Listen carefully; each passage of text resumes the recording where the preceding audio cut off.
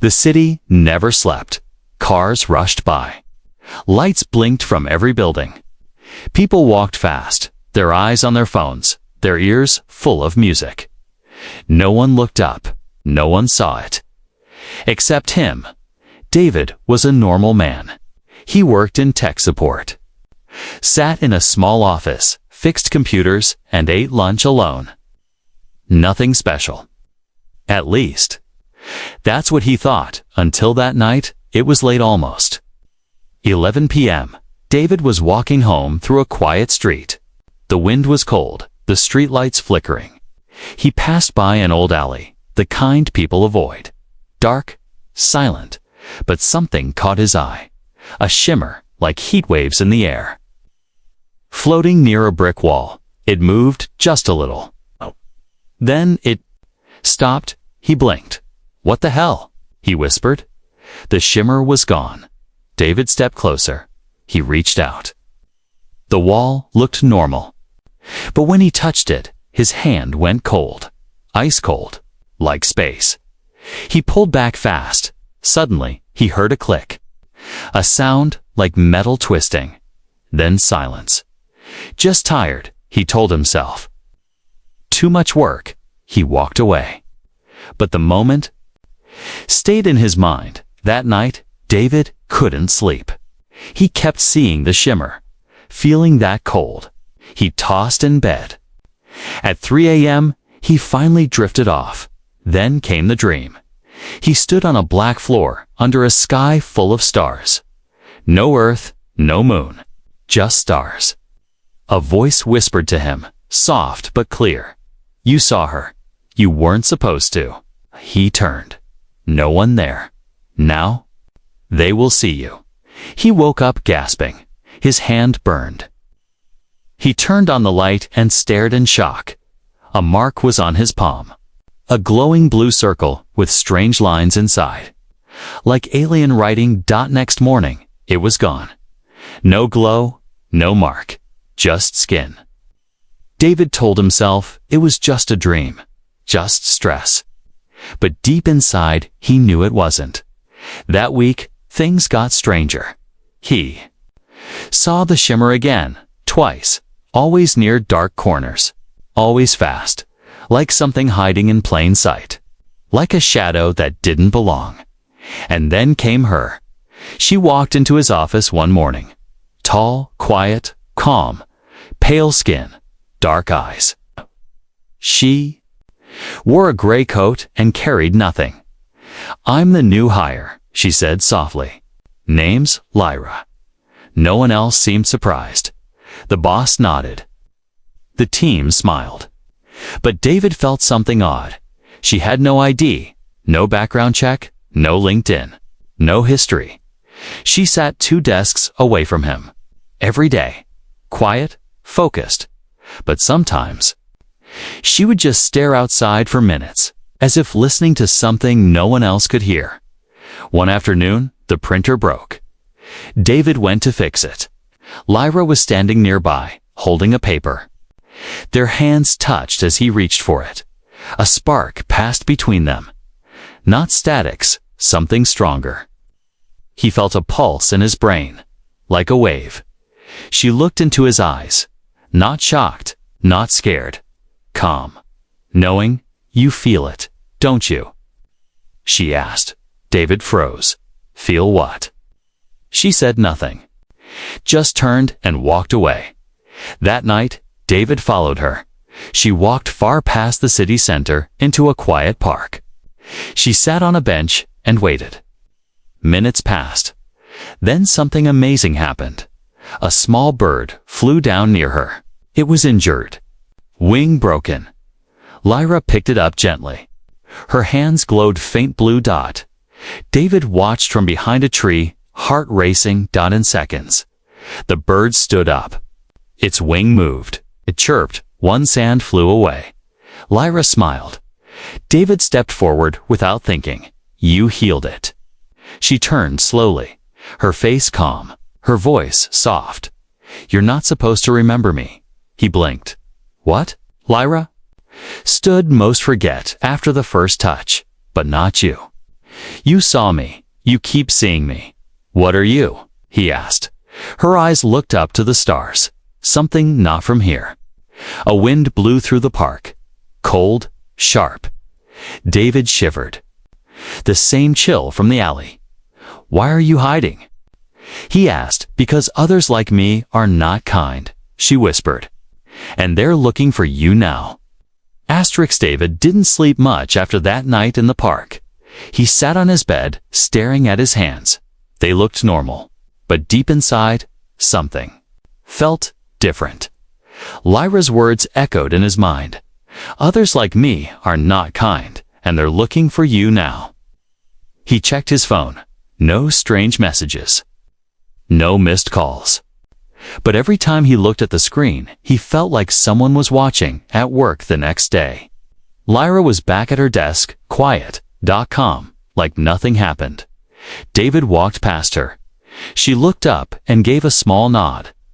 That's it. No hello, no warning. No answers. David sat down, confused. Was it real? Was it a dream? The bird, the glowing light. Her voice. Then he noticed something strange. No one in the office ever talked to Lyra. Not really. They said hello, gave polite smiles, but no one sat near her. No one joked with her. It was like she was part of the background, invisible. Even weirder, David checked. The employee list. Her name wasn't there. No Lyra, no new hire. He searched the company system, typed in her name, nothing. He checked the office cameras. She never showed up on footage. Not once. That night, he waited until everyone left. He walked to her desk. No personal items. No photos, just a notebook with empty pages. But then he noticed something under the desk. A silver device the size of a coin stuck to the wood. He picked it up carefully. It was warm. It pulsed faintly. Suddenly, a whisper entered his mind. You shouldn't touch that. He spun around. Lyra stood behind him. Her face was calm, but her eyes were serious. David froze. What is this thing? She walked forward and gently took it from his hand. It hides me. From them? From who? She looked around the office. It was dark and quiet. Then she spoke slowly, like each word mattered. There are many like me. Some watch, some hide, some hunt. They walked outside together. The street was quiet. Cold air wrapped around them.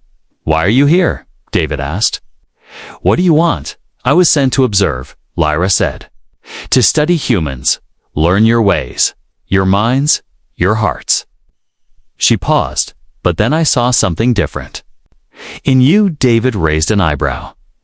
In me? I'm just normal. Lyra shook her head. No, you noticed me. You felt me. That's not normal. She looked up at the sky. Your kind is changing. Waking up, you're not as blind as before. David laughed nervously. Are you saying I have powers now or something? She looked at him. Not yet, but the door is open. They sat on a bench near a quiet river. City lights reflected on the water. For a moment, everything was peaceful. Then Lyra's expression changed. Her eyes went wide. Run, she whispered. What? Now? She grabbed his hand and pulled him up. Behind them, a man walked out from the shadows. He looked normal, black coat, neat hair, but his eyes were silver, not shiny. Metallic, the man smiled. There you are, he said. Lyra stepped in front of David. Her hands glowed faint blue. The man raised his hand. His fingers bent the wrong way like liquid metal. I don't want to hurt him, the man said. Just erase him, like the others. David's heart pounded. Erase me. The man stepped forward. Lyra raised her hand, hired. A bright blue wave hit the man in the chest. He stumbled but didn't fall. His face shifted. Skin melted like wax. Underneath was metal, a silver skull with blinking eyes. David shouted, What is that?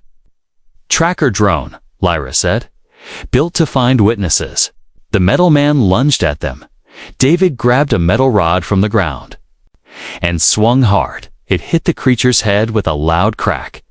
The skull sparked. It shook, then collapsed. Smoke rose from its neck. David stepped back, breathing fast. What the hell was that thing?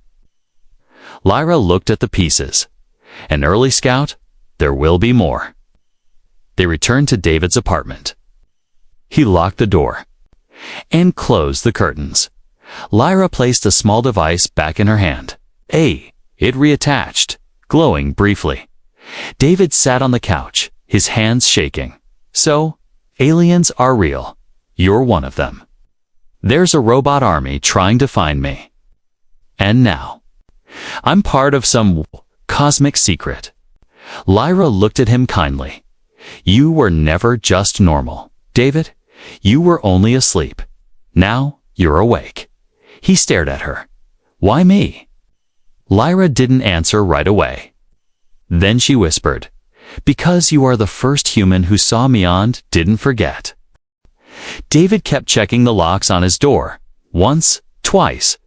Then again, his heart still pounded from what he saw the night before the silver-eyed man, the glowing light from Lyra's hands, the way that thing melted like metal and wires. This wasn't a game, this was real, and he was now a part of it. Lyra sat quietly in the corner of the room, her eyes closed. She wasn't sleeping, just still. Like a statue, David watched her. You don't breathe when you sit like that. She opened one eye slowly. I don't need to. Not all the time. My body adjusts. David shook his head. I don't understand anything anymore. You will, she said softly.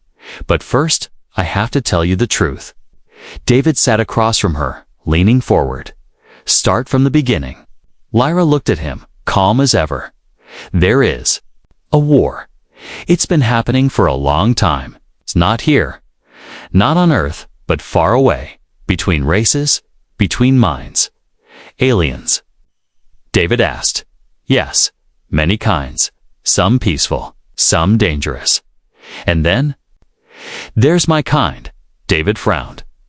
Which kind are you? Lyra paused. We are called Valari. We don't destroy. We observe. We learn. She continued, her voice low and steady. For thousands of years, Earth was watched from far away. Quietly, your people were growing fast. Too fast. Too fast. David asked, why is that a problem? Because no other species in the galaxy evolves like you. You grow under pressure. You fight when you should fall. You adapt, even to what should kill you. David blinked. So, humans are special. Lyra nodded. Very. And some didn't like that. David leaned back, trying to take it all in. So your kind came here too. Study us. Yes, we've been here for over 100 years, watching, walking among you. And the others? He asked. The metal one. Lyra's eyes darkened. They are not alive. They're machines, made by an ancient enemy. A group called the E3. They hate chaos. They hate change. Let me guess, David said. Humans are both. Yes, Lyra whispered. They wanted to wipe you out long ago. But there was a vote among the elder races. A decision was made, let humans grow. Watch from the shadows. No direct contact.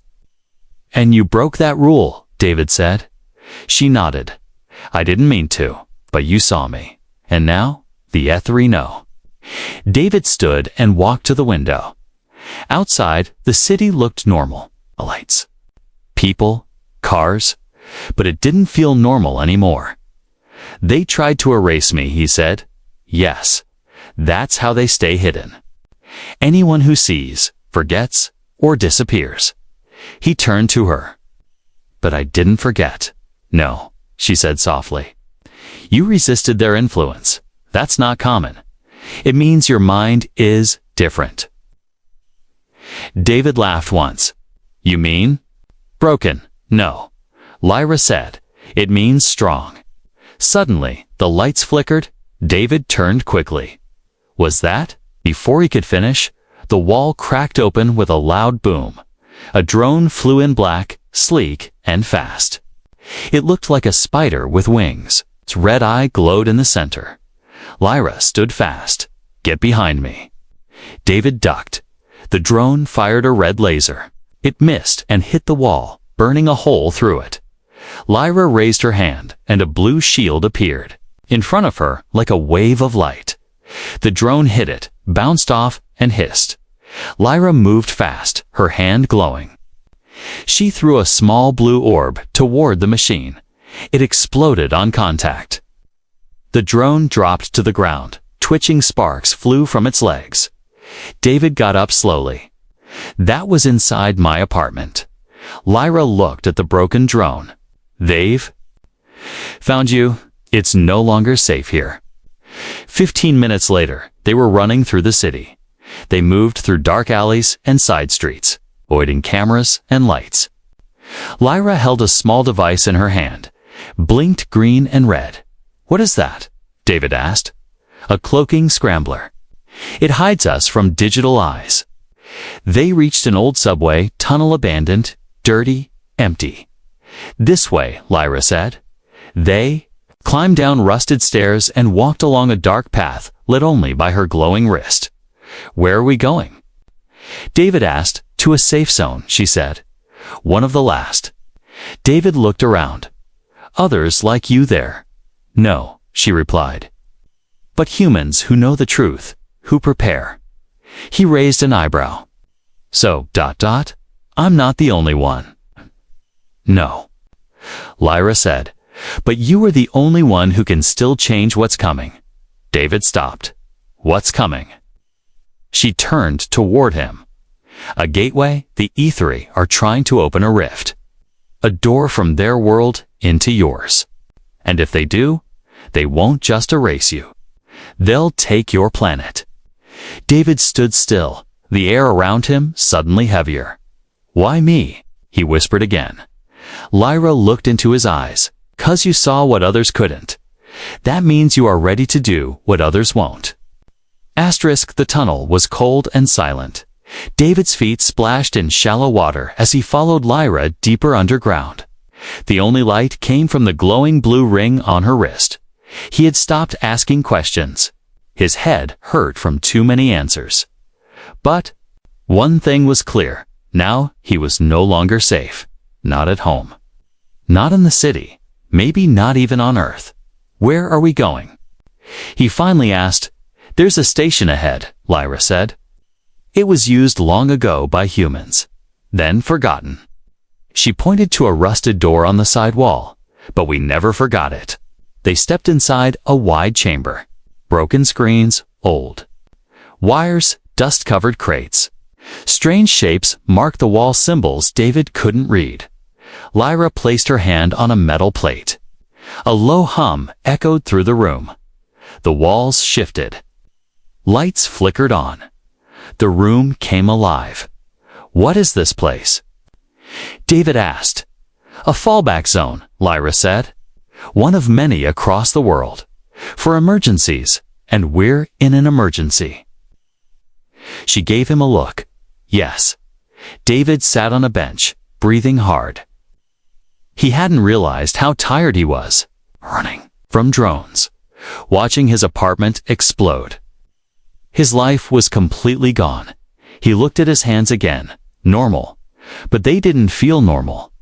Lyra, he said, what's happening to me? She didn't answer right away. Instead, she pulled a small scanner from her bag and waved it over his chest. A soft beep. Lyra stared at the screen. Your body's changing. David stood up fast. Changing? Into what? Not alien, she said. Still human, but stronger. Stronger how? She looked serious. When I healed that bird, when I touched you in the alley, shared energy with you. Valari energy? You infected me. No, I awakened you. David sat down again, hands on his head. Great. So now I'm half human, half space battery. Lyra smiled a little. You're still you. Just more. David shook his head. I don't want this. Neither did I, she said. But now we both carry something bigger than ourselves. Suddenly, the station lights blinked red. Lyra looked at her wrist. They've found us. How? You said this place was hidden. They're getting smarter, she said. A loud bang echoed through the tunnel. Run, she shouted. They raced through the dark corridor, the walls shaking. Around them, behind them, a mechanical roar filled the air. Not one, not two, but dozens of drones, flying fast, red eyes glowing. David's legs burned as he ran. Ahead, a heavy gate stood between them and escape. Lyra reached it first. She slammed her hand on a panel. Come on, the gate. Slid open with a screech. They dashed through just as the first drone fired. The blast hit the wall behind them and exploded in flames. David turned to shut the gate, but Lyra grabbed him. It won't hold. Keep moving. They entered a stairwell leading up. Each step felt like a mile. David gasped for air. They're still coming. They won't stop, Lyra said. Not until you're dead. Why me? I didn't ask for any of this. She stopped and looked at him. Because you are proof. Proof that humans are evolving faster than expected. If others find out, it could change everything. David stared at her. You mean I'm dangerous to them? Too. Their control. Yes, she said. You are not supposed to exist. They reached the top of the stairs and burst into a warehouse. Broken machines, oil barrels, and shattered glass filled the space. Lyra pulled out a device from her coat, a cube with spinning edges. She threw it to the ground. It flashed and a shield of light surrounded them. David looked around. What is this cloak field? She said. They can't see or hear us in here for a little while. David sat down on the floor, sweat running down his face. He looked at her. I'm not a soldier. I'm not a hero. I'm just a guy who fixes computers. Lyra knelt beside him. You're more than that now. She pulled a scanner from her belt and handed it to him. It showed his heart rate, brainwaves, and something else, energy patterns. Your body is adapting, she said. Most humans would burn out. You're holding it. David stared at the screen. So what do I do with it? You fight. He laughed bitterly. Fight what? A whole army of alien robots. Lyra's voice was calm and clear. Yes, but not alone. She touched the scanner, and it showed an image of Earth.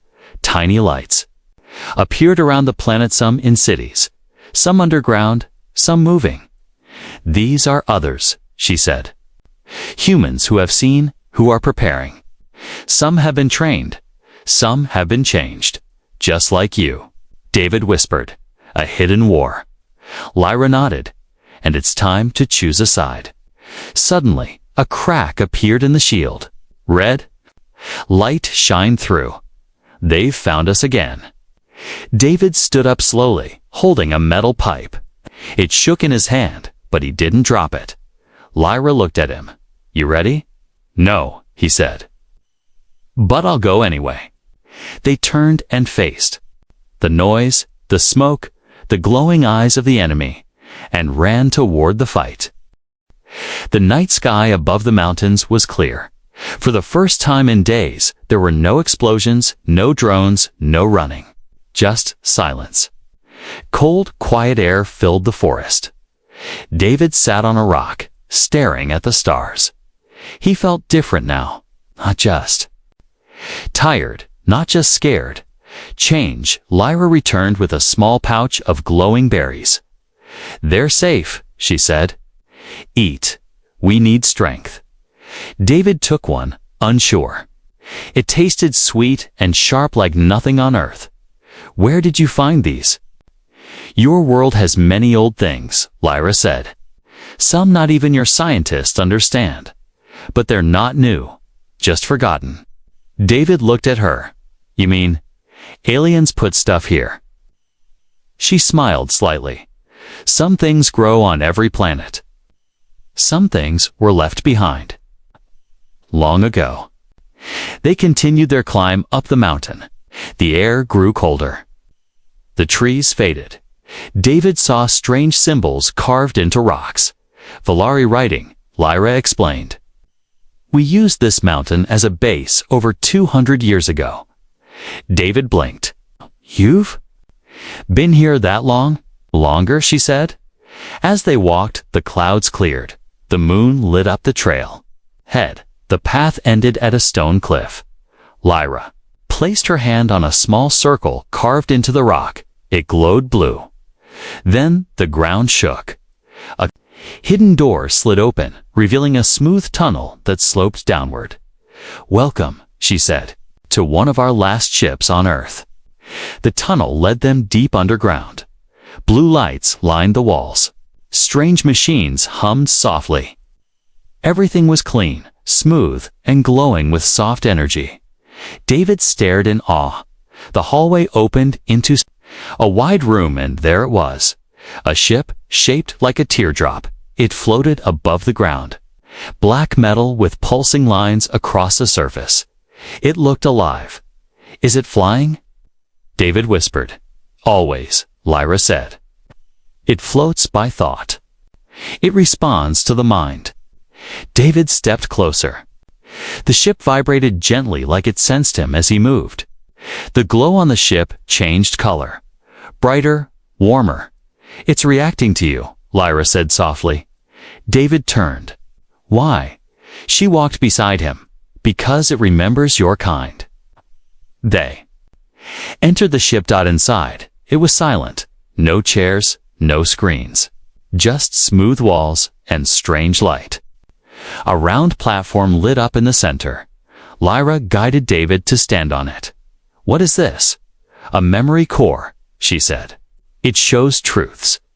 The platform rose slightly. The lights around them flickered.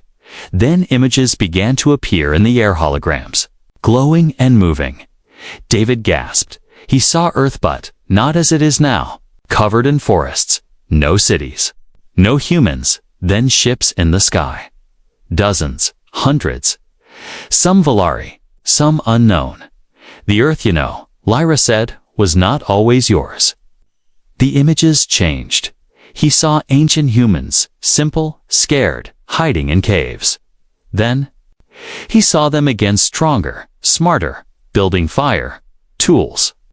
Stone homes. With them stood other stall beings with light for eyes. Guides, Lyra whispered. The Valari helped early humans. Not control, just guide. David watched as humans fought invaders, beasts, machines, and creatures not from Earth.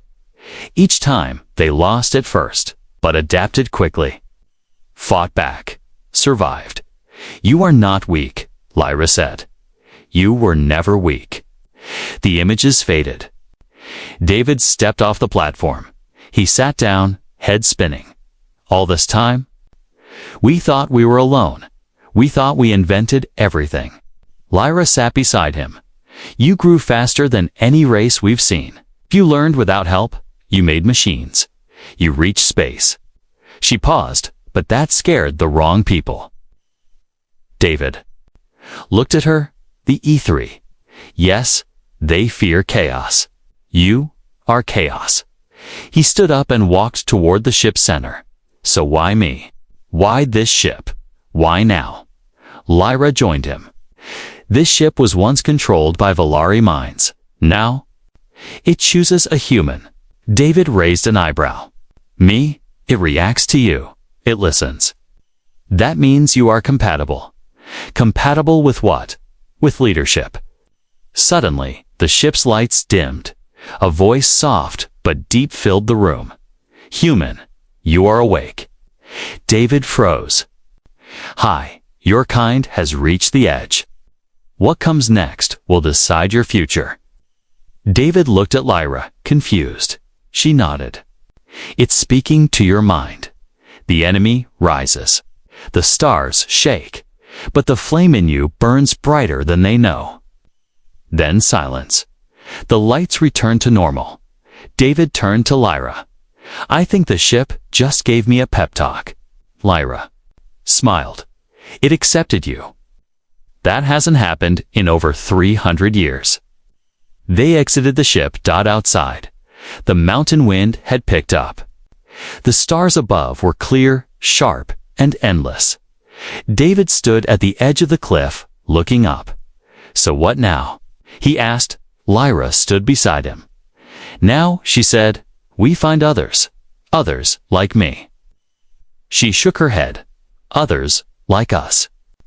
The ship stayed quiet after that night. David lay on the floor of the Valari base, staring at the ceiling. His thoughts were heavy. His body felt strange, stronger. Yes, but also different. His fingers tingled with energy sometimes. Lights flickered when he walked near them, and once, a screen turned on when he only looked at it. He wasn't just a human anymore, and he didn't know how to feel about that. Lyra stood near the wall, working on a glowing device. She tapped buttons with speed, her eyes focused. What are you doing? David asked. Sending a signal? To who? To the last human base, she said. The ones who know what's coming. David sat up. Wait, humans? No. There's a group. Lyra nodded. Not many, less than 200. Some are former military. Some are scientists. A few were changed like you. David stood. Why didn't you tell me before? You weren't ready. But now you must meet them. The device beeped. A soft green light blinked twice. Lyra stepped back. They received it. If they trust us, they'll respond soon. David watched the blinking light. And if they don't trust us, then we're alone. For 2 long hours, nothing happened. Then, the light turned blue. A message played through the air in a calm human voice. Clear eyes, hidden hands. Codename, Fortress 9. Coordinates received. 1 shot only. David raised an eyebrow. That sounded very spy movie. Lyra smiled slightly. They've had to stay hidden for years. The E3 destroyed 4 other bases. David stepped forward. Where is this place? Underground, in Alaska. David blinked. Alaska. That's halfway across the world. She nodded. That's why we'll use the ship. They entered the Valari ship once again. This time, the ship didn't wait for commands. It lit up the moment David stepped inside. The floor shifted, forming a seat just for him. Lights danced across the walls like stars. David sat down slowly. Still feels like I'm dreaming. Lyra took her place beside him. You'll wish it was, she whispered, when you see what's coming. The ship rose silently, faster than sound. Clouds broke beneath them. Earth became a blur of green, brown, and blue. David looked down. From the view panel, from up here, it's beautiful. Lyra nodded. It always is. Before war begins. In minutes, they reached the frozen lands of Alaska. The ship slowed, scanning the ice below. There, Lyra said. That patch of forest, it's not real. David focused. It looked like normal trees, till they flickered for half a second. The ship descended slowly and vanished into a clearing. A hatch opened beneath them. The ship passed through into darkness, then light. Blue lights, weapons, walls made of steel and stone. Dozens of humans stood below, all armed, all silent, all staring at them. David stepped off the ship, hands raised. Hi. A man walked forward. Mid-40s, gray beard. Robotic arm. You're the one we've been hearing about, he said. Name's Mason. Welcome to Fortress 9. Inside the base, everything looked advanced military tech, alien tools, hybrid weapons. But the people? They looked tired. David saw old scars, missing limbs, cybernetic implants. These are survivors, Lyra said quietly. Some were attacked. Others escaped. Mason showed them to the command room. A large map glowed on the wall earth, with red zones blinking. The E3 are moving faster, Mason said. We lost contact with the South Africa outpost 3 days ago. No survivors. David asked, how do they keep finding you? They control satellites now, Mason said. At least some of them. They built eyes inside your tech phones. Drones, even smart TVs. David shook his head. And people don't even know. They never do, Mason replied. That's how the war stays hidden. Lyra opened her scanner. We need to stop the gate from opening. The one in the mountains, Mason nodded. We know about it. We've seen energy spikes, but we don't know how to shut it. David stepped forward. What if the ship does? Everyone turned to him. Mason frowned. You control it? I don't control it, David said. It listens to me.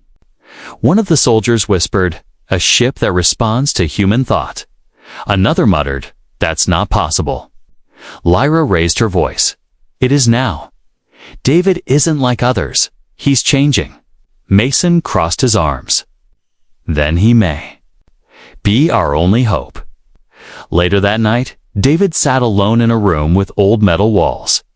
A soft hum came from under the floor. The base was deep miles beneath the snow. He held a small tool in his hands. Not a weapon, just a communicator. Why me? He whispered to no one, as if answering. The tool blinked. A soft voice came from it. Not chosen, just awake. David.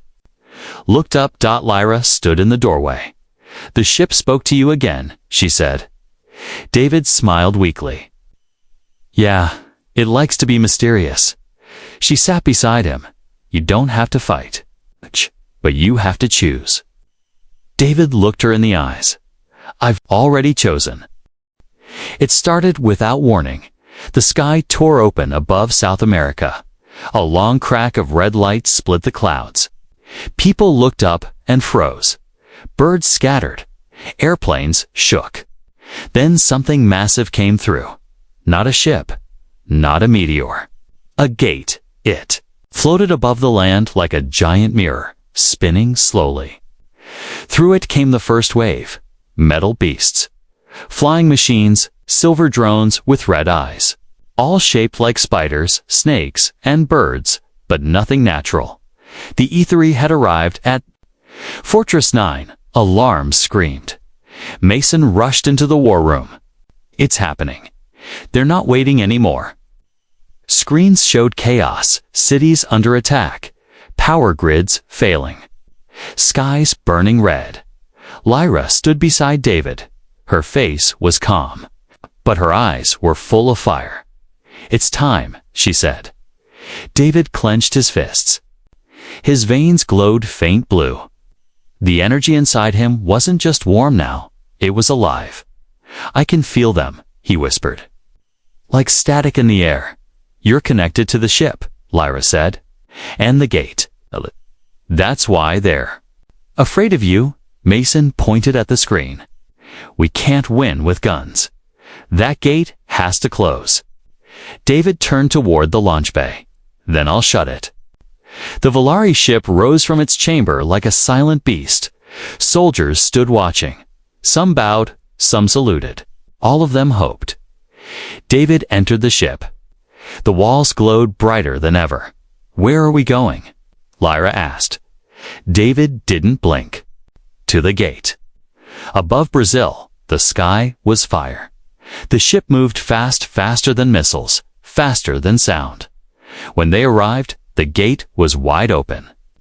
An enemy ships poured through. David stepped forward. His hands rested on the control platform. The ship responded instantly. Blue light burst from its sides, shielding them from blasts. Enemy drones chased them. The ship spun, weaved, danced between attacks.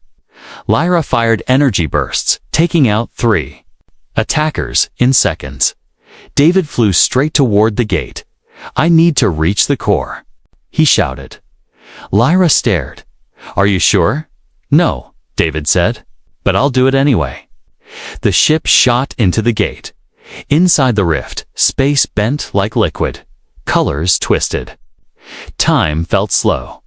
At the center, a massive machine spun black and sharp, with thousands of wires stretching into space. The core of the gate. David felt it in his bones. It was alive, thinking. Watching it spoke without words. "Human, you are not welcome here." David closed his eyes. "I didn't come for your welcome. I came to end this. You cannot destroy what you don't understand." David smiled. "Maybe not. But I'll still try." He placed both hands on the ship's control ring. Blue lights surged through him. Pain shot through his arms. His chest burned. Lyra stepped back. "David," he gritted his teeth. "I'm fine. Just hold on." The ship pulsed. It poured all its energy into the gate's core. The E3 core screamed. Not with sound, but with rage. It fired blasts at them. The ship shook. Walls cracked, but David held on. He was the ship now, and the ship was him. Back on Earth, Mason and the Resistance. Watch the sky. The red crack above Brazil began to flicker. Then it started shrinking. Soldiers cheered. Civilians cried. Hope returned. Inside the gate, the core began to melt. David's body shook. His eyes glowed white-blue. The symbols on his hands lit up like fire. "You wanted to erase us," he whispered. "But we are not weak," he shouted. "We are not afraid?" With one final blast, the ship sent all its power into the core. A flash of blue light exploded across the rift. The gate collapsed. Every enemy ship in the sky shut down. The drones fell like rain. The war ended in one final flash. The ship crashed gently into the Amazon forest. Damaged, but intact. David climbed out slowly. His hair was glowing. His skin shimmered faintly. Lyra followed him out, breathing hard. "You did it," she said. David looked. Around, birds chirped. The air was clean. He smiled. "No, we did." 2 days later, David stood on a stage in Fortress 9. Mason raised his voice. "This man isn't just a survivor. He's a signal. A warning to the stars. Humanity fights back." The room roared with cheers. David looked at Lyra in the crowd. She gave him a nod. He didn't feel like a hero. He still didn't fully understand what he was. But one thing was clear. He wasn't alone anymore. Later that night, David stood under the stars again. He looked up at the sky not with fear, but with purpose. "They thought we were small," he whispered. "They thought we would run." He smiled. "They were wrong."